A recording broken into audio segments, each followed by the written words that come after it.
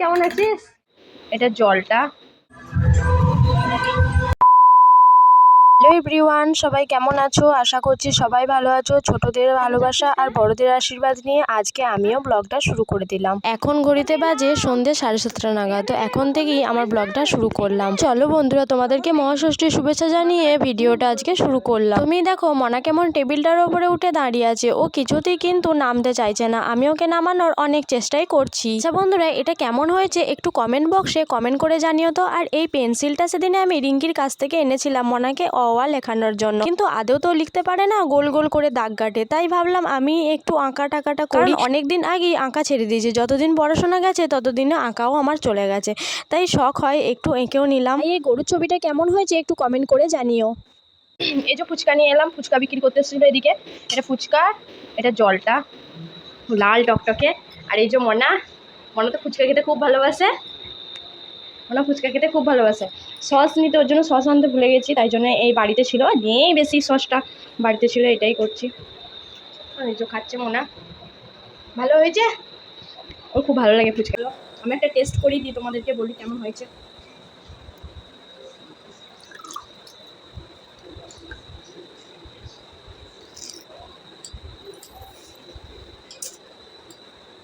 মনাও test করবে, দি বলবে কেমন হয়েছে। আমি আমি বলছি কেমন হয়েছে, বল কেমন হয়েছে। ভালো হয়েছে নাকি সেটা বল। ভালো হয়েছে।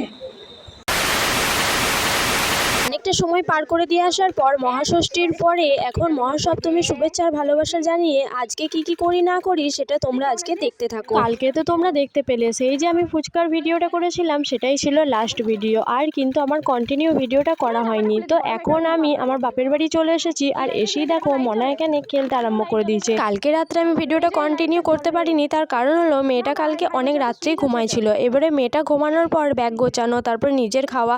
আর সত্যি কথা বলতে আমার এতটাই বাপের বাড়ি আসতে এতটাই আনন্দ হচ্ছিল তার আগের দিনে যে আমি ভিডিওটা করতেই ভুলে গিয়েছিলাম। যাই হোক বন্ধুরা, এই গাড়িটা কিন্তু মনাকে বাপি কিনে দিয়েছিল। তো এই গাড়িটা এখানেই ছিল, আর মনা আসতে না আসতেই সেই গাড়ি নিয়েই খেলতে আরম্ভ করে দিয়েছে। আজকে তো মহাসপ্তমী, তাই মহাসপ্তমীর দিন নতুন কোনো জিনিস পরতে হয়। আর আমি ভেবেছিলাম আজকে একটা নতুন শাড়ি পরেই আসবো, কিন্তু টাইমের এতটাই শর্ট ছিল যে আর শাড়ি পরা হয়নি। একদম দেখাচ্ছি, এইগুলোতেই বেশি আমি কমফোর্টেবল, তো এগুলো আমি এখন চেঞ্জ করে নিলাম। তো বাকিরা সবাই কি করছে চলো তোমাদেরকে একবার দেখিয়ে আসি। আজকে আমার কিন্তু এখানে আসতে অনেকটাই দেরি হয়ে গেছে। প্রায় 12টার সময় আমি এলাম, আর এসে দেখি বাপির অর্ধেক রান্নাও হয়ে গেছে। বাপি এই চাটনিটা নামাচ্ছে। তারপর আমাকে বাপি বলল যে মশলা দুটো ওই ঘর থেকে এনে দে। আর আমাদের রান্নাঘর আর আমাদের ঘর এমনি আলাদা, তাই ওই ঘর থেকে আমি বাপিকে মশলাগুলো এনে দিয়ে এসে এখন এই বাইরে চলে এসেছি। ও ঠিক মনে হচ্ছে বল্টু বলে। চলো একবার বৌদির সাথে দেখা করে আসি, দেখি বৌদি কি করছে। ও মা গো, সাজছে আবার বসে বসে। বৌদি এখন সাজছে, মনে হয় ভিডিও বানাবে আন্দাজ। বদ্দা ভাত খাচ্ছে। আমরা তো ওদিকে দেখতেই পেলে কে কী সব করছিল। তো এখন আমি আবারও চলে এলাম আমাদের ঘরে, আর এসে দেখি গা চলো মনা কি করছে, বাপি কি করছে। বাপির মনে হয় রান্না অর্ধেক হয়ে গেল, মনাও দেখি কি করছে। আর এসে দেখি মনা এখানে নাচতে আরম্ভ করেছে, গান হচ্ছে তো তার জন্য ও ওখানে নাচছে, আর খুবই ওর আনন্দ হচ্ছে। আর বাপির এদিকে শাকও হয়ে গেছে, আর মাছের ঝাল দাও, তার জন্য ভাতটাও বেড়ে নিলাম। এরপর মনাকে খাইয়ে দেবো, সেই এসেছিল ঘর থেকে খেয়ে। তো এখন আমি মনাকে খাইয়ে দেবো। আর আজকে আমাদের রান্না হয়েছে মাছের ঝাল, চচ্চড়ি, শাকের ঘন্ট, ডাল, আর হচ্ছে টমেটোর চাটনি। মনাকে আমি বাড়ি থেকে স্নান করিয়ে নিয়ে এসেছিলাম। আসলে আসতে আমাদের অনেকটাই দেরি হয়েছিল, তার জন্য আমরা সবাই 3 জনে মিলে কিন্তু স্নান করে এসেছিলাম। আর হ্যাঁ, আমার বড়ও কিন্তু এসেছে। আর আমি এখন আমাদের বড় মাদের বাড়িতেই মনাকে খাওয়াতে চলে এসেছি। আর আমার বর আছে আমাদের বাড়িতে।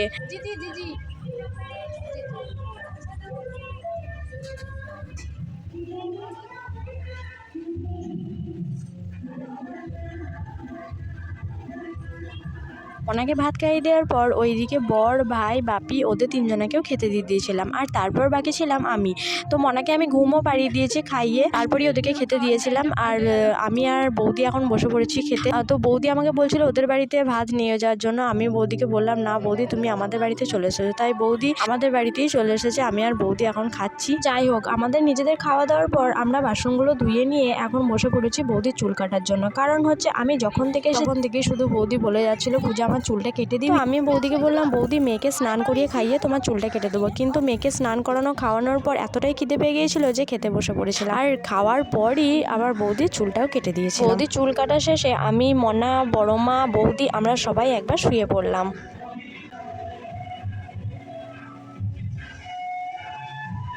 তো চলো এখন বাইরে, চলো বাইরে। ওই তো ওইখানে পুজো হচ্ছে, দাঁড়াও। এই যে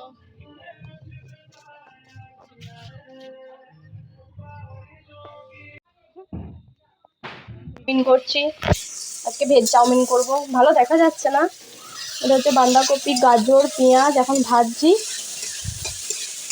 আর এখানে আছে ম্যাগি মশলা আর একটু মশলা। চাউমিনে মশলা দেয় না, কিন্তু আমিও দিই পেঁয়াজ, রসুন, আদা, ভালো হয় খেতে, টেস্ট হয়। আর পাশে হচ্ছে ভাত। সম্পূর্ণ ব্লগটা দেখতে থাকো। উইস চাউমিন রেডি। এই যে এটা হচ্ছে মনার আর এটা হচ্ছে আমাদের, হয়ে গেছে চাউমিনটা।